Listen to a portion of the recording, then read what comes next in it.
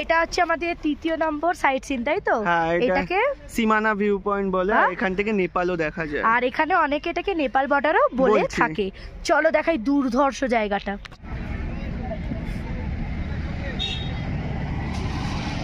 দেখে আসতে পাগলের মতো দৌড়ে যাচ্ছে ও। এখন ইচ্ছা যে পাঞ্ছি বানু উড়তা ফিরু মস্ত গগন মে। তারপর আমি লাইন ভুলে গেছি।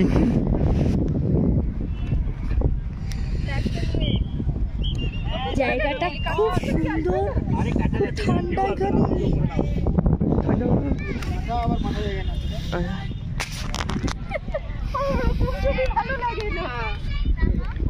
এই দিদি এখানে নো এন্ট্রি সিনটা নিচে নিচে এই কত নিচুতে।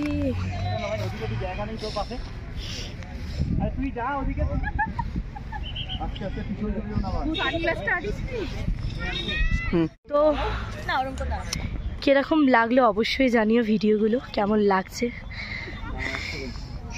কি সুন্দর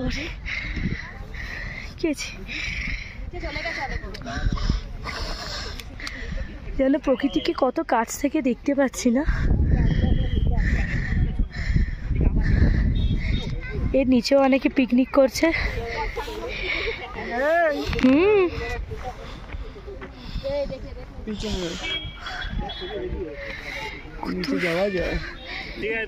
কেমন লাগলো নেপাল বর্ডার জানিও।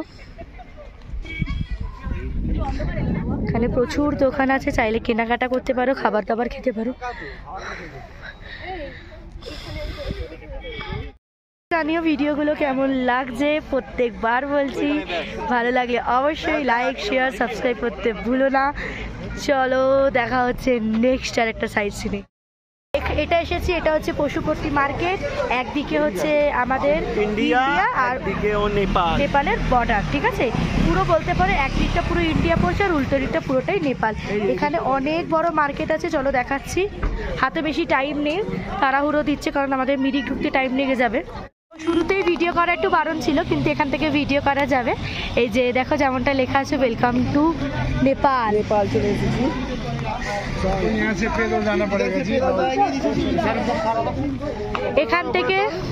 এখান থেকে তোমরা সাইট সিন যেতে পারো, কিন্তু আমরা নেপালের সাইট সিন হয়ে যাবে, কিন্তু আমরা যাব না। এখানে দেখো একটা পশুপতি মন্দির আছে, এটা সত্যি কথাই, যেটা কাঠমান্ডুতে অবস্থিত। এখানে একটা ছোট করে রয়েছে, ওটা ওরা দেখাতে নিয়ে যায়। ওটা আমরা এখন দেখতে যাবো না, আমরা জাস্ট এই মার্কেটটা ঘুরে ভিজিট করে চলে যাব। নেপাল চলে এলাম। বর্ডারের এই পারে ইন্ডিয়া ছিল, উল্টো পারেই নেপাল চলে এলাম। ভিতরে ঢুকছি না, তাই সাইট সিন এখানকার করাতেও পারছি না এবং তোমাদেরকেও দেখাতে পারছি না, করতেও পারছি না, তোমাদেরকে দেখাতেও পারছি না। তো এই যে এসেছি, এটাও অনেক বড় লাগছে, খুব সুন্দর, খুব সুন্দর, মনটা ভরে যাচ্ছে।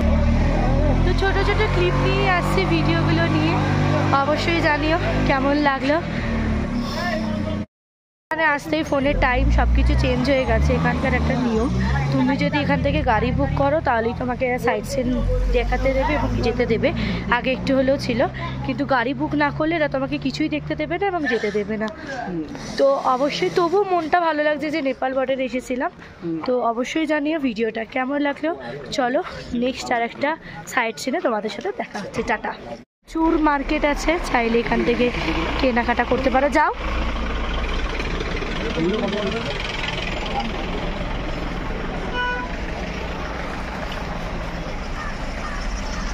কেমন লাগছে কিন্তু চলো, এক্সপিরিয়েন্স হলো, খুব ভালো লাগলো।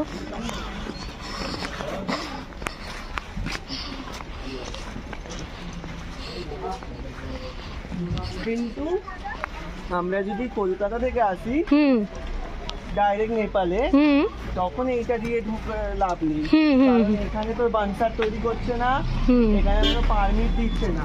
আর বাইক নিয়ে যদি তুমি নেপাল ঘুরতে যাও, সাইট সিন দেখো ওখানে, তাহলে একটা পারমিট লাগে।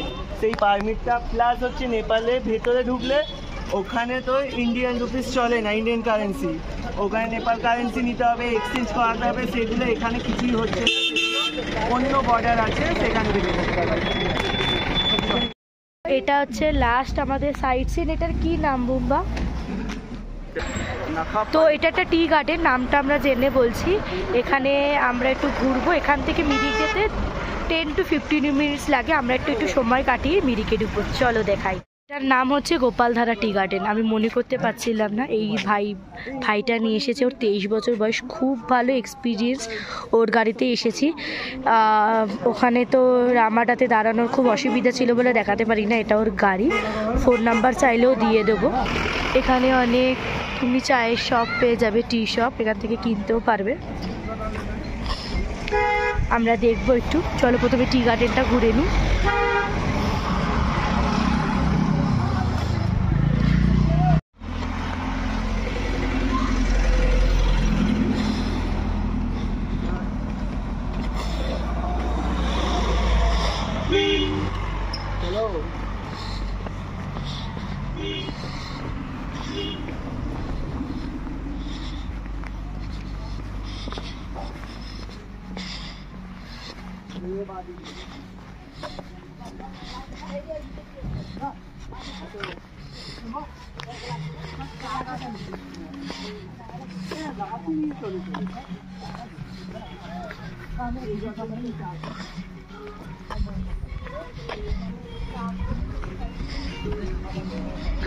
বা এলে কিনে দিবি গাছগুলো?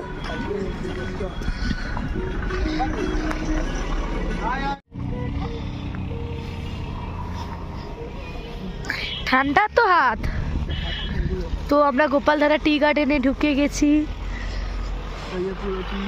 এই যে এটা পুরোটা টি গার্ডেন, ভালো ঠান্ডা লাগছে এখানে। মিরিকে অতটা ঠান্ডা নেই বলছে।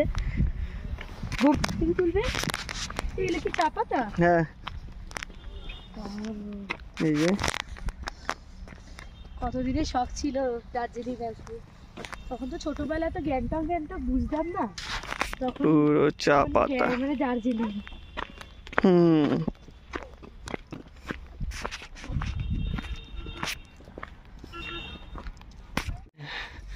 চা বাগান। এখান থেকে চা কি করে তৈরি হয়? নিশ্চয়ই হয়, টেস্ট করে হতে পারে। না, পাতাগুলো তোলে, পাতা তুলে এই একটা পাতা শুকিয়ে সেগুলোকে এ করে ওই পাতা। চায় গন্ধ নয়। তো ওই তো চা গাছ তো।